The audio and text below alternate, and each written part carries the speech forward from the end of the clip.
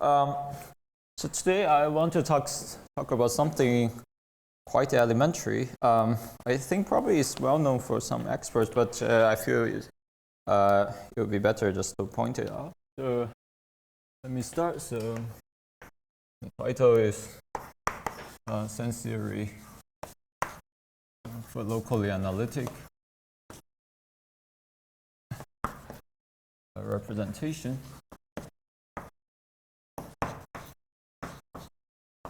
I will explain what.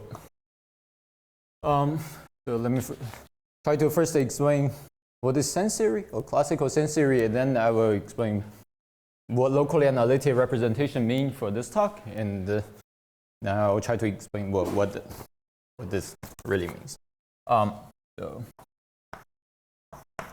classical sense theory as follows.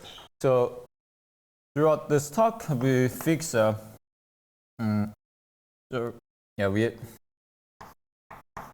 we have QP, and K is a finite extension of QP inside the QP bar.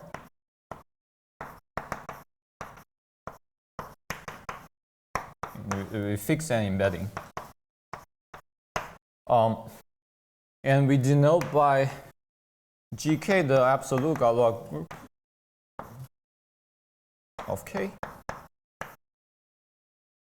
And as usual, we let CP to be the periodic completion of QP bar. Okay, so this is a setup. So classical sense theory, you start with a finite dimensional Galois representation. So the V is a finite dimensional QP vector space, and equipped with a continuous action of GK, a QP linear, of course. And what Sen does is that here defines a canonical element in the endomorphism of V tensor with CP over QP. Of course, it's a CP linear, so if you choose a basis of V, so let's say the dimension is n, it's just an n by n matrix, and it has the property that it commutes with the diagonal action of GK. And so this is a usually called the Sen operator.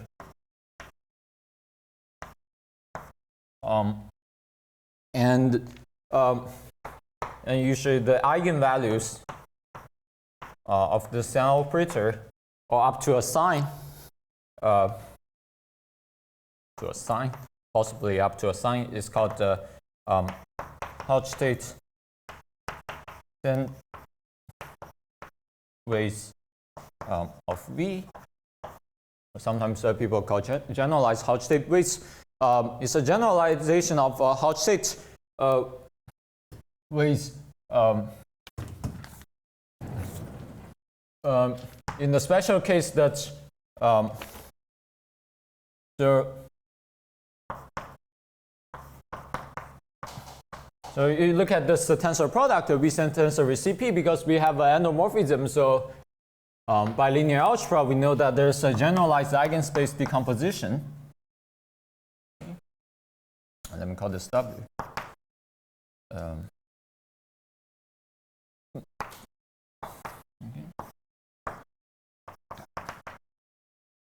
Eigenvalue of zeta V. So this is generalized eigenspace decomposition. This generalized classical, so the Hodge-Tate decomposition, when zeta V is semi-simple and the Hodge-Tate is an integer, so if zeta V is semi-simple and all the eigenvalues are inside Z, then this is nothing but Hodge-Tate decomposition.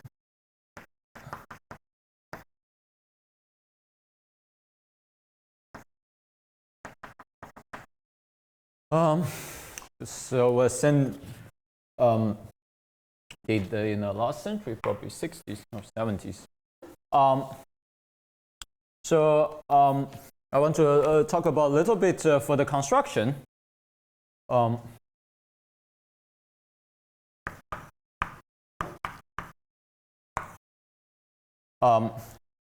of course it's due to sin, the format I'm going to present is essentially due to vector and comments, because I will point out what's the difference.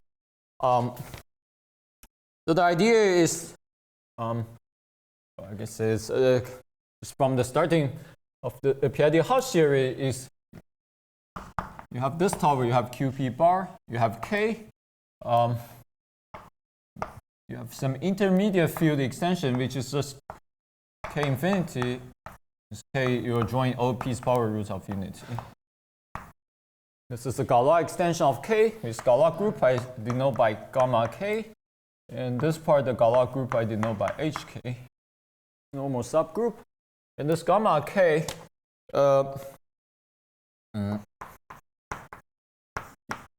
cyclotomic character is naturally isomorphic to an open subgroup of ZP cross. When K is QP, it's simply it's just a ZP cross. So what they are going to do? So for this HK, the V tensor CP.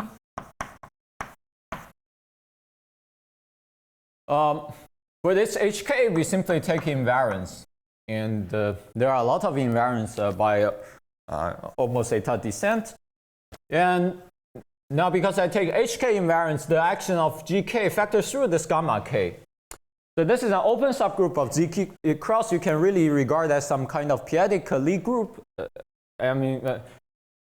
It's naturally a p-adic Lie group. You can take these locally analytic vectors. Okay, so this notation here. So gamma K, locally analytic vectors. So basically it means that so locally, so just give so just a subspace of the HK invariance. And on those, the action of gamma K locally around the identity elements is given by a power series. So analytic just means, in this p-adic world, simply means given by a power series. And if you take this gamma K locally analytic vectors, a priori you don't know there are that many, but it turns out that you have enough so that when you tensor with CP over K infinity, okay, it's easy to see that this is naturally a K infinity vector space. It's naturally isomorphic to V tensor CP.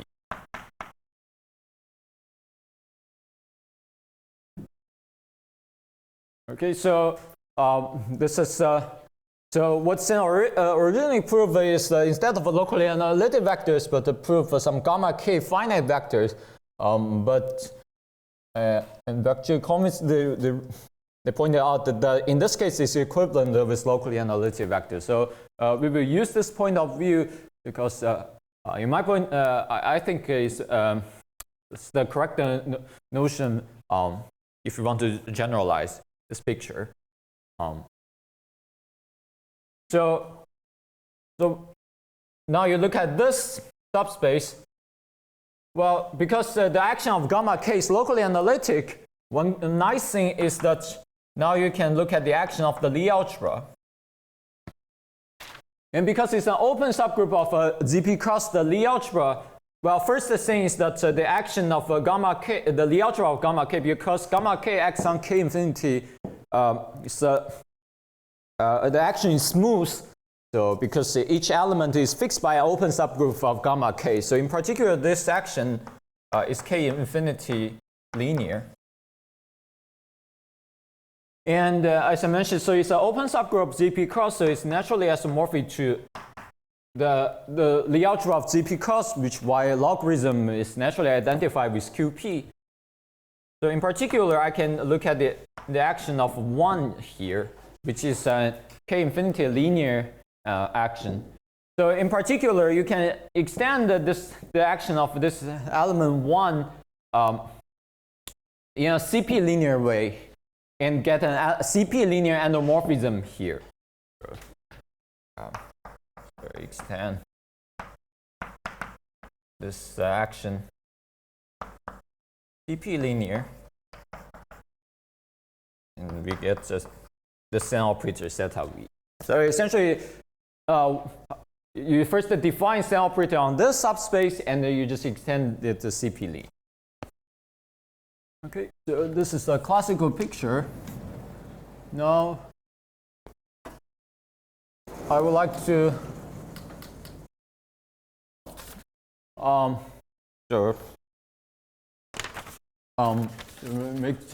raise 2 questions at least, which I was quite confused when I learned this theorem, and I hope to answer it in this talk. This and also this. Is this okay? Okay.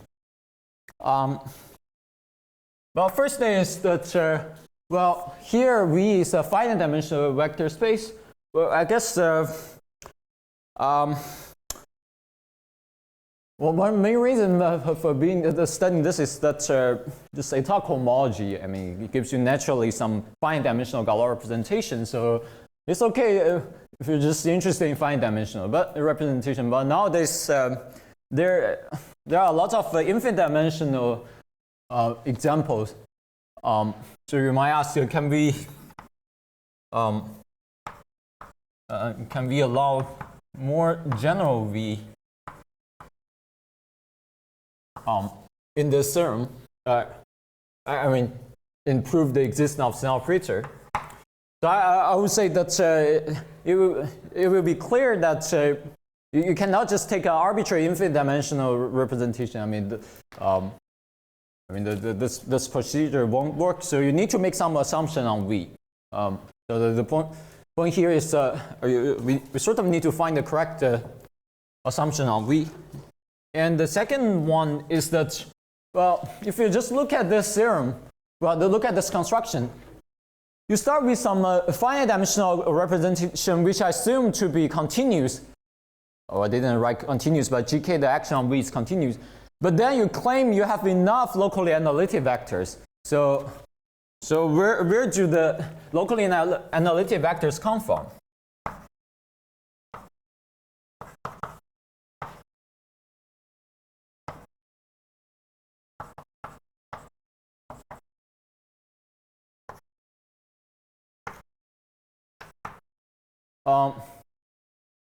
Well, in fact, this is so here.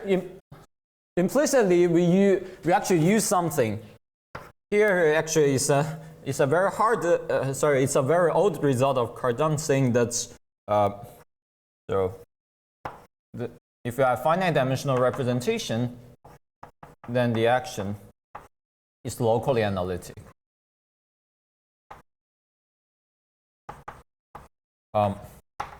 Well, when I say locally analytic, first they factor through some finite dimensional PID Lie group, and the action a priori continues, but locally actually is given by power series.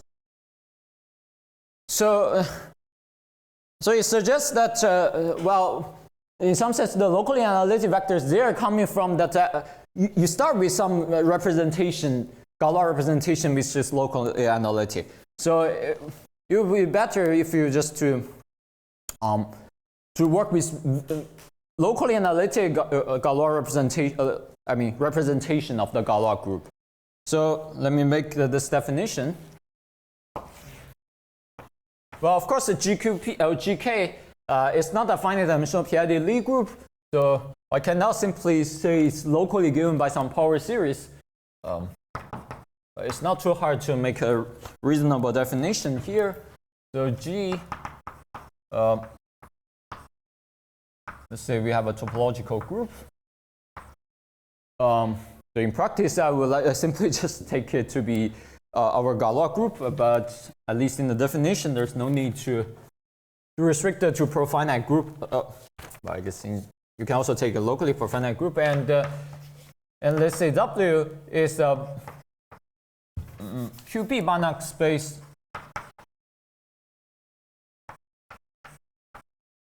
representation of GK.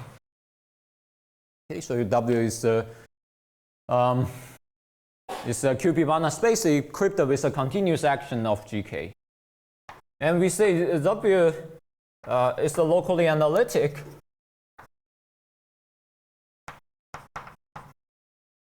representation of GK. So instead of just assuming it's continuous, but I want the notion of locally analytic, if the following holds. So by definition, so you have a continuous action of G on W. It means that you have a map from G to all the bounded operators from W to itself.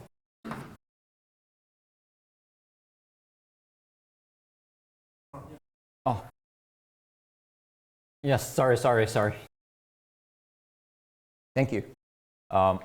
Yes, later it will be GK. Yeah, but yeah. So you look at all the boundary operators from W to W, and well, here the space we have several different topology. We can put different topology on it, and if you only require it to be continuous, actually we put the weak topology on it. So it basically means pointwise convergence.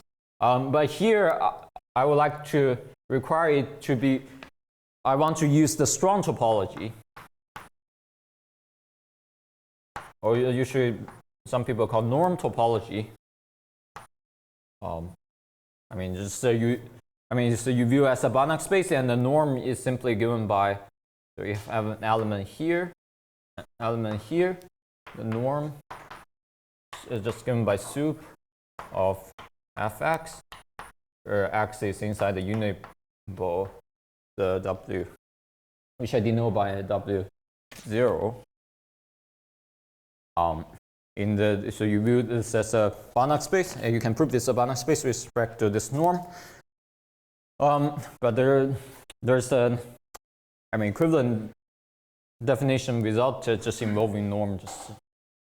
So I want this to be continuous.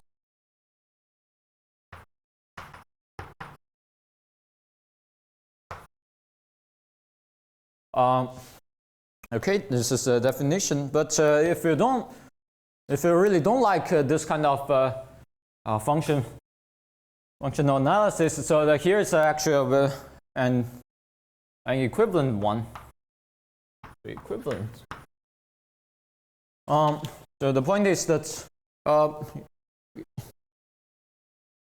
you can take the diagonal, the identity map, and look at the neighborhood of the identity map and try to put back the neighborhood of it. Then you will get some open subgroup of G. So from this, actually you can prove that for any integer, non-negative integer n,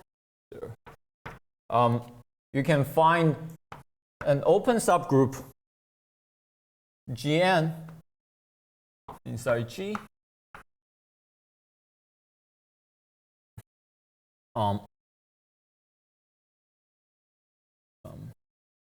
Open subgroup.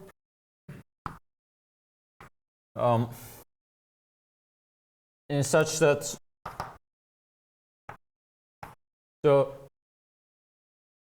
first this W0 is well, I can even assume that Gn is actually it's an open subgroup of Gn minus 1, and at the end is maybe let me write into, and the Gn is a subgroup like G0, such that first W0 is G0 stable. So you can just restrict to G0, and in fact this is normal. This is a normal subgroup, and such that the action such that the Gn, the action of the Gn, so acts trivially on W0 mod P to the n W0. I guess I don't need this. Okay, so another way to say this is that the action of G0 on this W0 mod P to the n W0 factors through a finite quotient.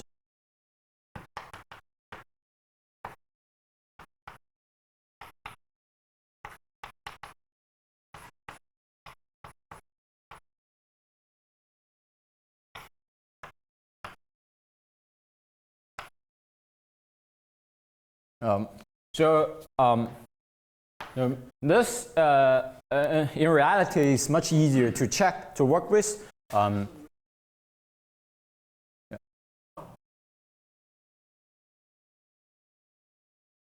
your topological group, you said the finite quotient, but I think for this you need that the group is like locally finite or something. Yeah. Like this, otherwise it's not, doesn't follow from. Yes, you are right. Forget about this. Thank you. Yeah. And W0 is the unit pole. Yes, yes.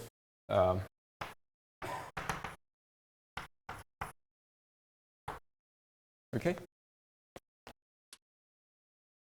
I don't know. Yeah, so one remark, probably, let me just write it here. This one remark is that, well, if G is the finite dimensional p-adic Lie group, then Schneider-Teitel-Baum introduced the notion of locally analytic representation, and you can check that, well, it's actually come from the, what I just erased, you can check that it's equivalent.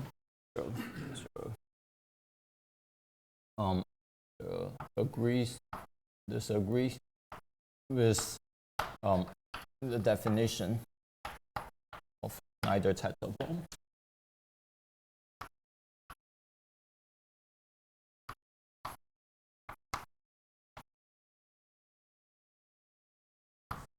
Okay. So now we can state the main theorem. So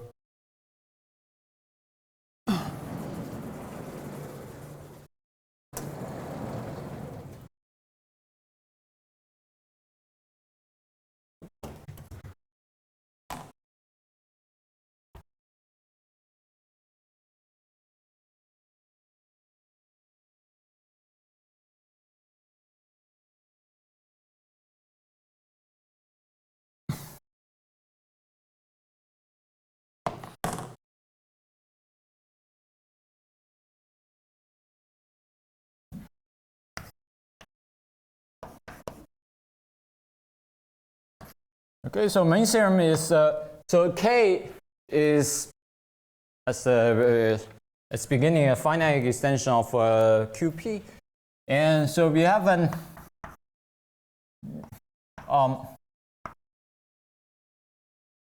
this locally analytic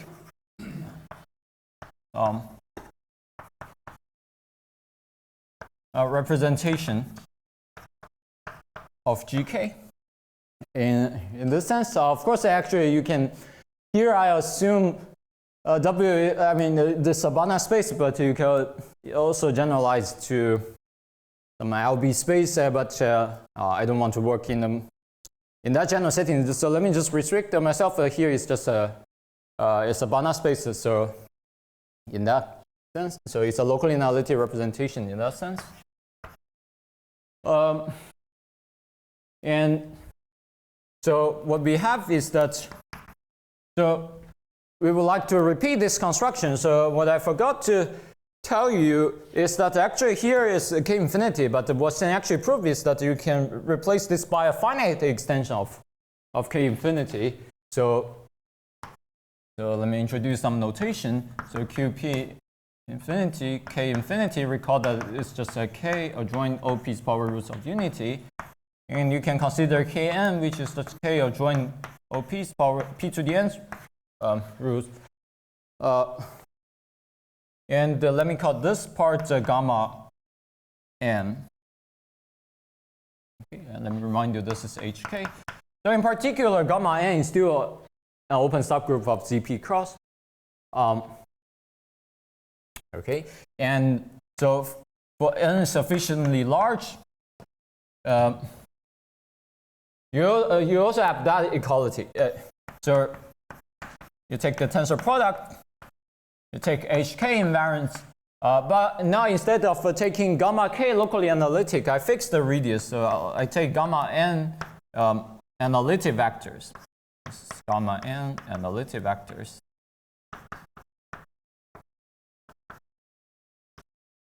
So just you can identify with gamma n with ZP in some non-canonical way, and exactly says that the action is given by a power series. And this is a Kn vector space, and you take the p-adically completed tensor product with CP. Sorry, this because V is finite, is not finite dimensional anymore. So here we need to work with the completed tensor product, and it's just isomorphic naturally to be completed tensor product with CP. For QP.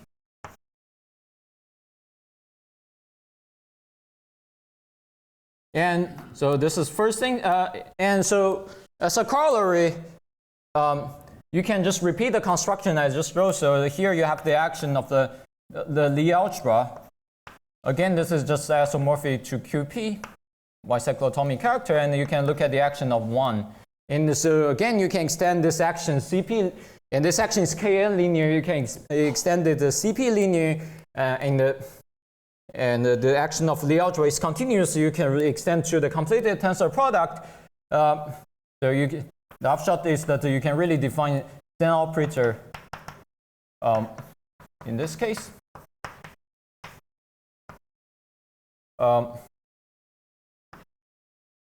And which is independent of n. Here I claim for n sufficient large, this is always true.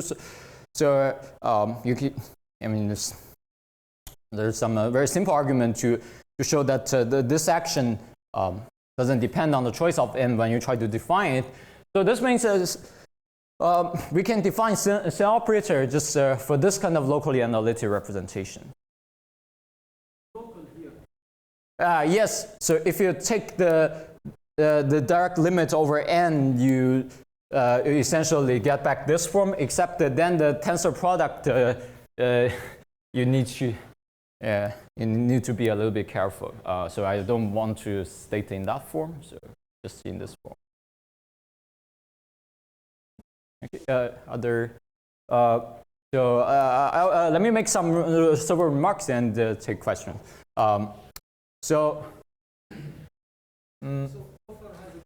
Yeah, okay, maybe.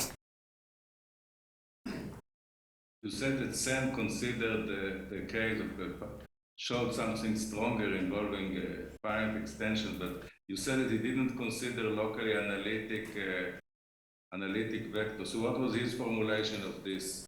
In the case of finite dimensional, what was his formulation of this fact? So he, instead of consider locally analytic vectors, he considered locally finite vectors. And actually, Comets proved that in this case they are equivalent. So I mean, locally finite vectors are the same with locally analytic vectors. So he considers vectors which are fixed by some open subgroup instead of being not fixed, just the image span. I mean, but span, the vector subvector space QP vector space spanned by its image is finite dimensional. It might not be fixed by a subgroup. Okay, I understand. So And does he have an analog of this thing with getting a Kn vector space? Sorry. So the thing on the left blackboard, where you have defined a Kn vector space. You mean the finite? I guess in general there are too few such vectors. If you just consider finite vectors in general. I mean, you might not have enough vectors to make sure that you have such an isomorphism. No, for finite dimensional V, what was sense? Sorry, you're saying V is finite dimensional? Yes. Yeah. Then it's just gamma n finite. Well, it's not gamma n finite, but sorry, I don't quite remember. But you can make some. I mean, Sin has some way to make sense of this subspace. Okay.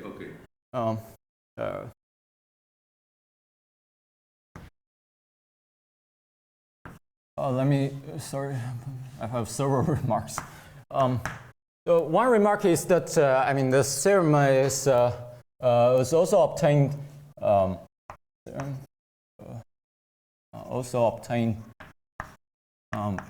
by one. Sorry, his name is too long.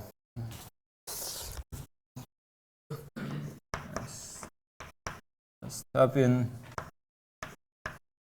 Rodrigo Camargo. This is a student of some PhD. So this he also obtained this theorem, and I guess in his setting he called such relatively locally analytic. But the main idea is the same. Second remark I want to make is that so because this GK has some very nice finiteness property. So one nice thing about GK is that you look at its maximal pro P quotient.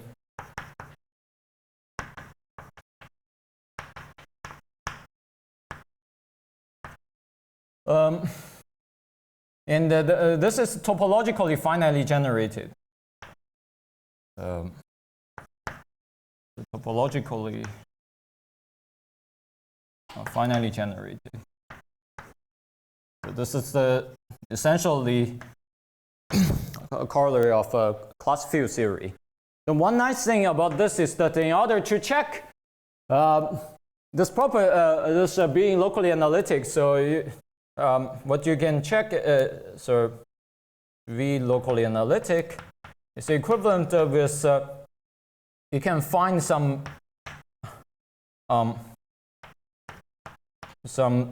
finite extension of K, let's say GK prime, so open subgroup of GK, such that V0 is a GK prime stable, and you just need to check this mod P. So that's exactly what I wrote before. So am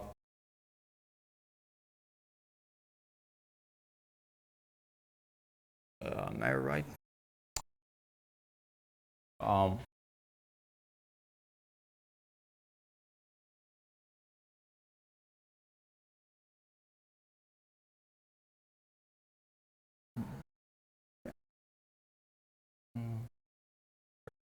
GK prime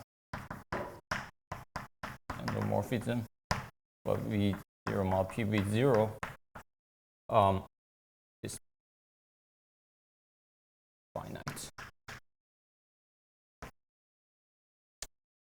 I mean, you just need to check P because using this property, I mean, this holds for any finite extension of K, so you can check that once you have this, if you mod the higher power, you still have the finiteness here. So in general, you just need to check this. And if you actually read Dr. Cummings' paper, so actually this is the condition actually they used in their paper. Okay, so are there any other questions? So instead of sketching a proof right now, so I want to give you several examples. I mean, why do I really care about this kind of infinite dimensional representation? I will just give you. Before you read little more, how do your main power the original theorem of? You just take induct limit over n.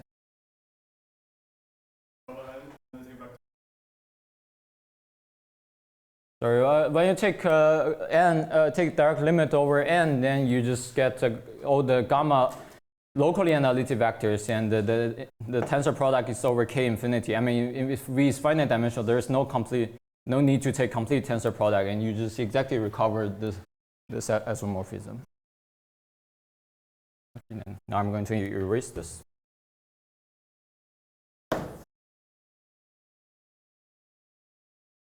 So examples.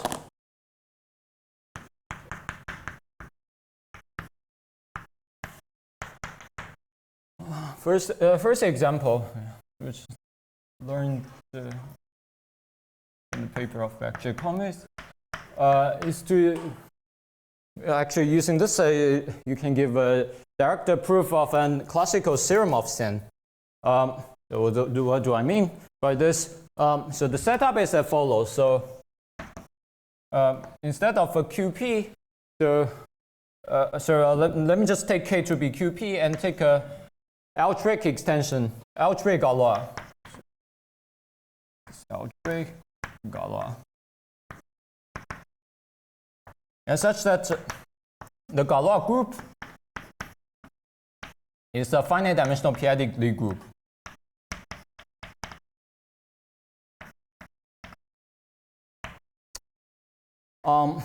And for simplicity, I will just pretend that the G itself is already some kind of appropriate uniform group, but actually I don't need that. So what I'm going to take V. So V, so I will take to be the analytic functions on G. So of course, G, if G is not this kind of appropriate uniform group, I mean, it doesn't quite make sense to talk about analytic vectors. So in general, you can just look at first you look at all the continuous functions, and then you look at some G0 analytic inside where G0 then normal subgroup and the appropriate uniform. But anyway, just you can, or there's some simple trick to make sense of this in general, but you can just pretend that we are just working with analytic vectors on it, and you can check that. Well, I fixed an embedding inside QP bar, so I can regard this as an action of this representation GQP y the left translation action.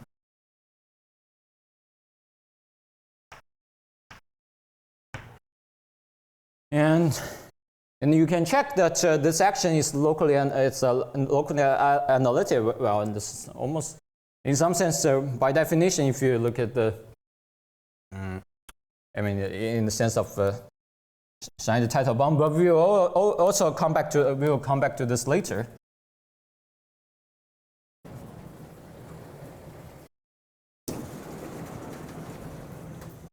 Okay, so what does the sense theory give us?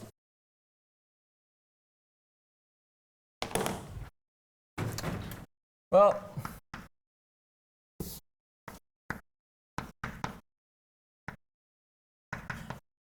so we have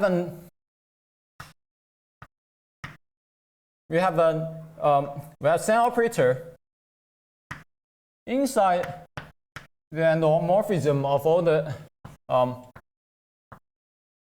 so GQP completed tensor product with CP. Well, another way to think about this is that it's the CP valued analytic functions on G.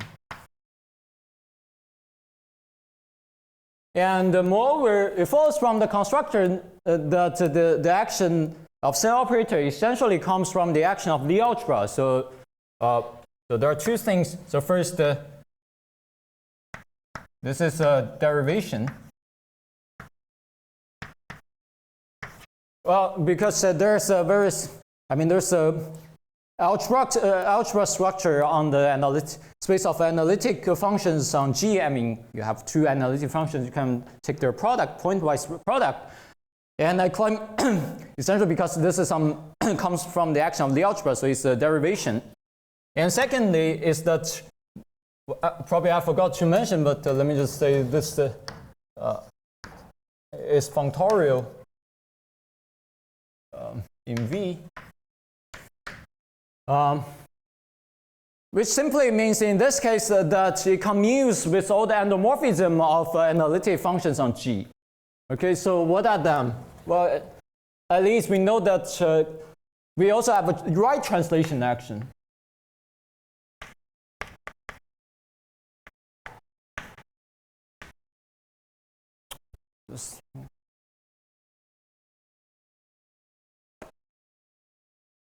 Blue? Okay, thank you. So the functorial property just simply means that it commutes with a right translate action.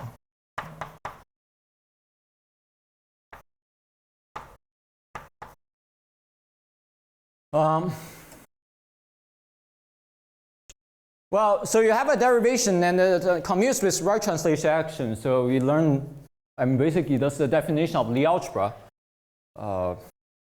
So this means that you can really regard this as an element inside the Lie algebra. Here, so it's just Lie G tensor with CP. And let me call this element zeta L. And in fact, Sen discovered this, the existence of this particular element. So I forgot to say that the Sen operator, so it commutes with the action, with the Galois action. So in fact, it's in the center here. So GQPX Y a joint representation on the Lie algebra and the usual action on CP. So Sen discovered this very special element inside the Lie algebra or complexified Lie algebra of a Galois group, and they are compatible when you, let's say you have an extension of L. So yeah, as I mentioned, I learned this example from the paper of Beck Jacomys, and they proved this sort of by approximating this space of analytic functions using finite dimensional representation. So you can prove that using the result I mentioned, well, some finer result I mentioned previously for finite dimensional representation. But now if you allow this infinite dimensional coefficient, you can just see this quite directly. And the second example, which is some kind of generalization of this in this example, in which case I don't know in general that you can really end it. I don't think so you can approximate to using finite dimensional representation. So essentially it's come from complete cohomology, which is an object I'm very interested in. I'm not going to recall the definition, but what I'm going to tell you is that it has this one. So T is some kind of p-adic complete and p-torsion free, and we just equipped it with the p-adic topology. So when I say p-adic complete, it really means that it's inverse limit of small p to the n power.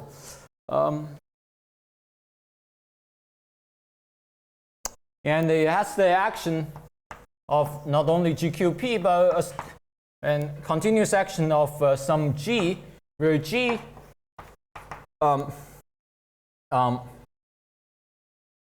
is some kind of finite dimensional. So just as there.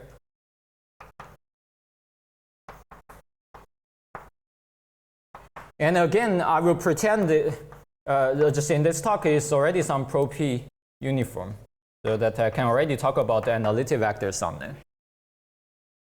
For example, well, you can think it as probably ZP or 1 plus p squared. This denotes the space of an n by n matrix is entries in ZP. Well, now let V to be P inverted. Well, and then I claim is that in this case, oh sorry, this is my V, yes, but this will not be a locally analytic representation in general. So what I'm going to consider is the G analytic vectors. And I claim that you just take the analytic vectors for, well, sorry, I forgot to make one more assumption, which is that this is admissible. Otherwise, this won't make sense. So this is the admissible representation of G, whose definition we will see. So it simply means that, well, mod P to the n is admissible in the usual sense. So you take the G analytic vectors. This has nothing to do with GQP a priori, but because this admissibility will imply that it's a locally analytic representation of GQP. So this means that for completed cohomology, I mean, if you think about G as some kind of GLN and or other PID group, and if you take their analytic vectors, you can automatically define Sen operator. And so let me give a quick sketch. So why is that? So you look at the unit ball. Okay, as I mentioned, so we need to see that when you mod P, I mean the action of GQP factors through some finite quotient. Well, I cannot really control this at the moment, but what I know, well, first before mod P, so what is the G analytic vectors? Well, it's the same as G. You take the analytic vectors on, analytic functions on G, and you take the unit ball with respect to the analytic, with respect to the norm on the analytic functions. And then you take a G invariance, so GX on the right hand side by the left translation. So in particular, if you mod P, well, it's just this guy mod P, so, but I can move mod P inside, so it's embedded into the G invariance of mod P inside, so we not mod P tensor this analytic G mod P and G invariance. And I have mentioned that so the useful fact is that on analytic functions, this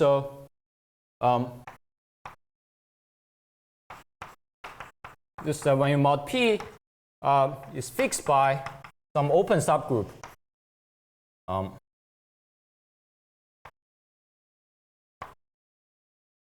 Open subgroup, let's say G prime of G. But this never holds for continuous function, but if you take analytic functions, this will hold. Write it here. I mean, for example, let me just give you a quick example why you should believe this. You just take G to be ZP, and what are the analytic functions? And you take the unit ball, well, it's just power series.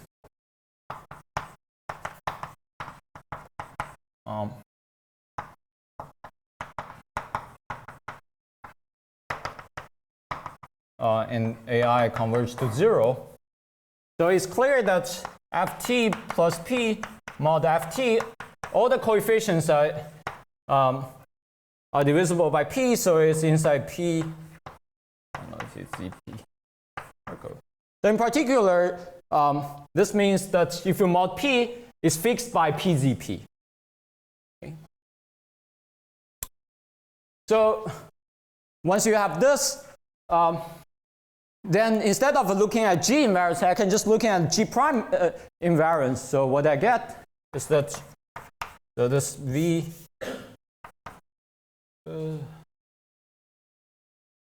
G analytic circle mod P, you can embed into the G prime and invariance, but G prime and fix this guy. So it's just the G prime fixed vectors of this guy. So it's just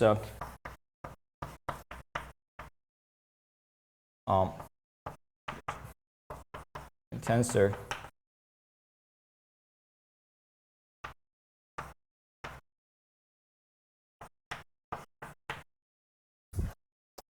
but this is finite dimensional biodimisability. So this is exactly what the admissibility means. But the action of GQP, I mean, everything is equivariant with respect to the action of GQP. So the left-hand side, the GQP action is here, but it factors through. On the right-hand side, it only acts on the first vector. So in particular, the action of GQP factors through its action on this finite dimensional FP spaces. So in particular, so the action of GQP factors through a finite quotient.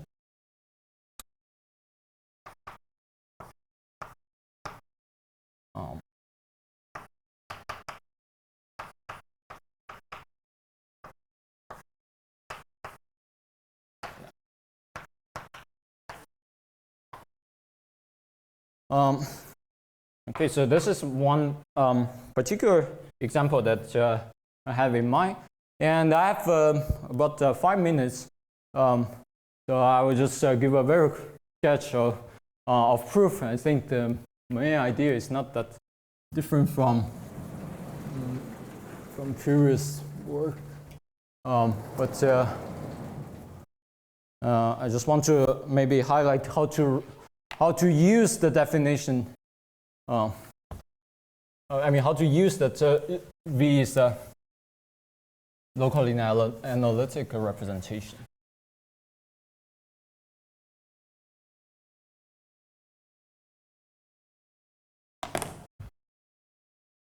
So, sketch proof.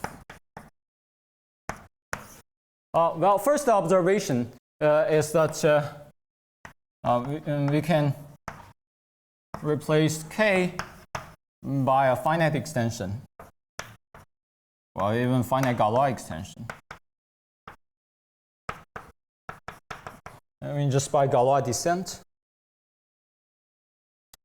So we have this freedom. So in particular, so we may assume so GK, well, first the unit ball is GK stable, and moreover, GK acts trivially on the unit ball mod P.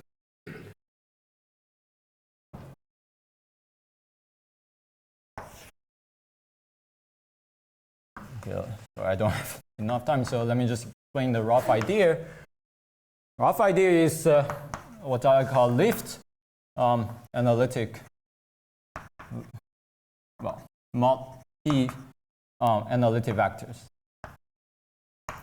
Well, of course, it doesn't quite make sense, but let me explain roughly what it means. So recall that, I mean, I forgot to say, well, I should, let me write it here. V tensor is CP, you take HK, and well, here I will just try to prove that if you take gamma analytic vectors, you get this identity.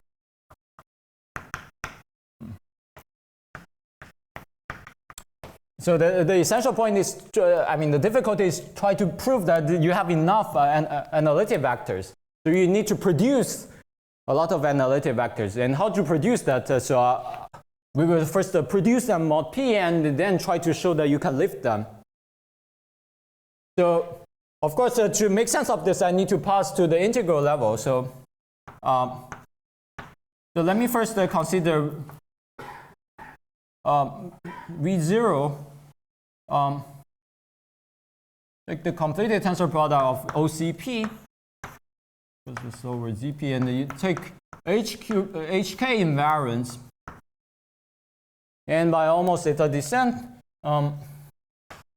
this is almost the same as, mod P. You can move the mod P inside.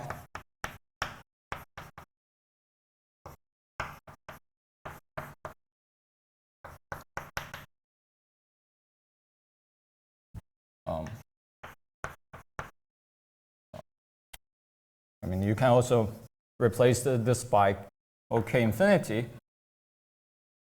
by almost theta descent.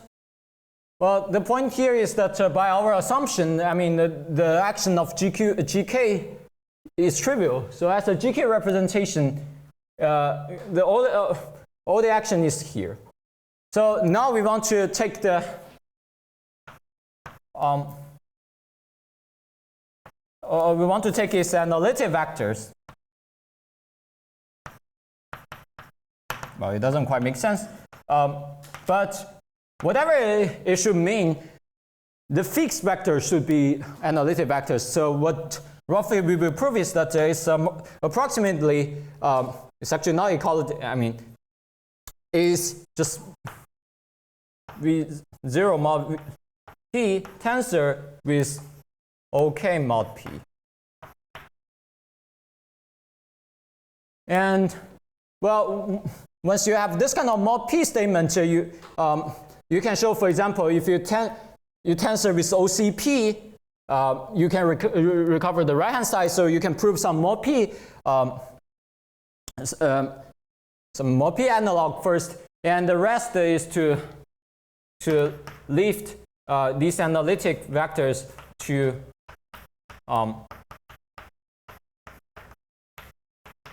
mod P square, P cubed, and this kind of thing.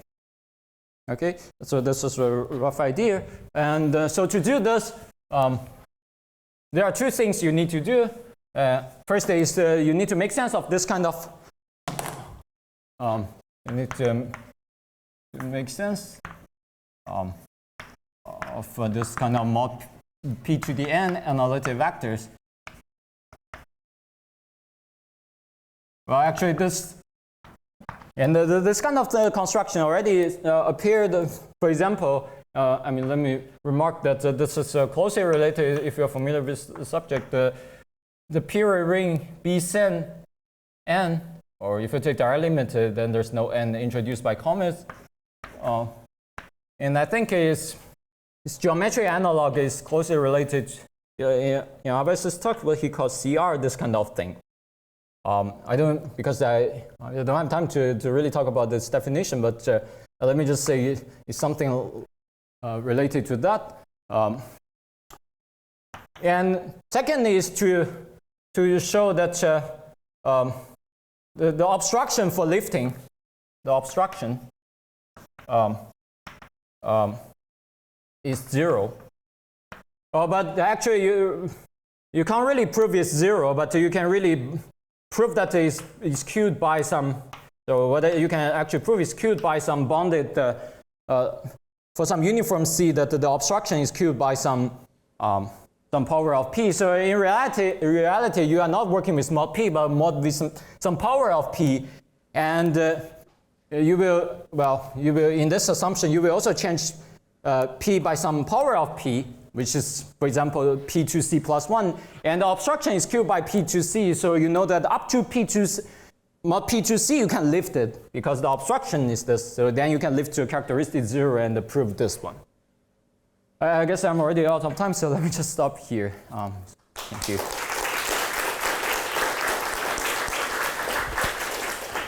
So thank you very much. So are there any questions?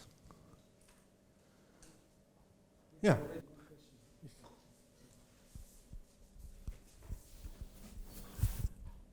Just to make sure that I understand it correctly, in this setting, by local analytic representation, it actually means it's analytic for some fixed open subgroup. Is that like so? It's not a varying open subgroup. I mean, GK is not a finite dimensional PID Lie group. I mean, you can't really. Yeah. Say if it's periodic Lie group. Yes. Then you recover the. Yes. Yeah, you recover the notion, I mean, the definition introduced. I mean, it agrees with the definition introduced by Schneider-Teitelbaum. It's just analytic with respect to some open subgroup, yes. Okay. But this, I don't know. I feel more robust in this definition. Okay, thanks. Are there more questions?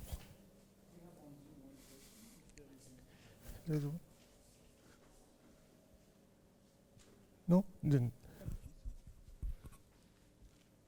Yeah. Over. Okay, so you mentioned that you use certain topic groups which you call uniform, for which you can define analytic functions. So I believe that those should be just given by some power series. So exactly. Can you? And it seems that the topology that you use is not coming from topology and continuous functions, but it comes from the power series. Exactly. Yes. So can you recall, like, is it something classical like in Lazard's work? What is exactly the definition of a uniform appropriate group? I don't quite remember. So actually, I guess it's something like the commutator is inside the piece power of this group, something like that, and it has no p torsion. And well, I get. What is the reference? Is it? I think I learned this notion from some book. Whose name I forgot. But. We will give the title of the book. Yeah. We will give it, don't worry. Okay. Yeah, I can tell you probably later, but maybe not now. Sorry. Okay, so thank you very much.